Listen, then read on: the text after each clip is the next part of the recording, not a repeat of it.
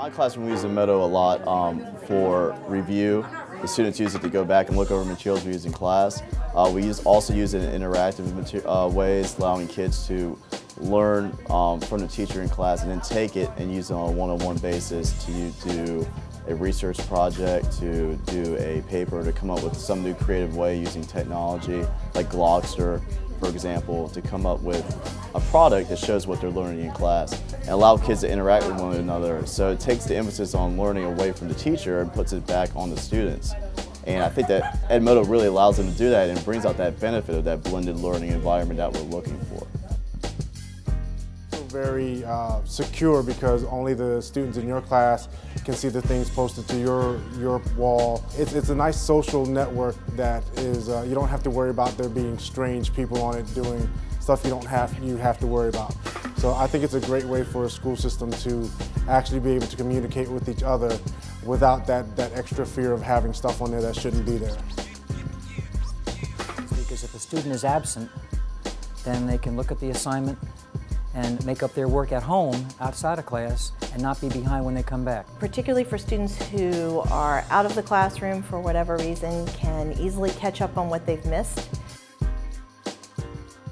I like the fact that it kind of creates this virtual classroom where kids can access PowerPoints, they can access all the notes, they can ask questions. That's probably the most useful thing, is that if you're doing your homework and you totally forget who Stalin is, you can send me a message, and if I'm on Edmodo, I can instantly give you back a response, which is nice because a lot of times students are a little bashful to ask questions in class, or it doesn't come to them until 9 o'clock when they're doing homework, and it's the quickest way to get a dialogue. It's like email, but on warp speed, which is nice. I give them an assignment, they can load it up to Edmodo via a Word document and an attachment, or they can send their assignments to Google Docs.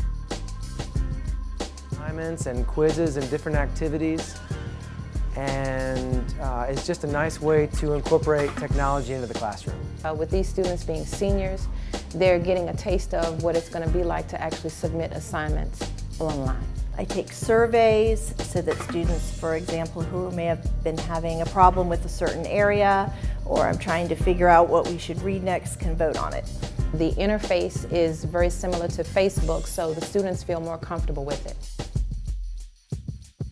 I have an Edmodo group for some extended essay coordinators in Virginia who work with the IB program, and we post things to help each other work with our students. Information from my colleagues about websites and links that are helpful for me when I'm learning new techniques or learning about different ways to help kids access information. We have an Edmodo book group, so students who want to join that can do so. They can participate in a virtual book discussion. I get phone calls a lot from community agencies and colleges that are trying to pass messages along to our student body.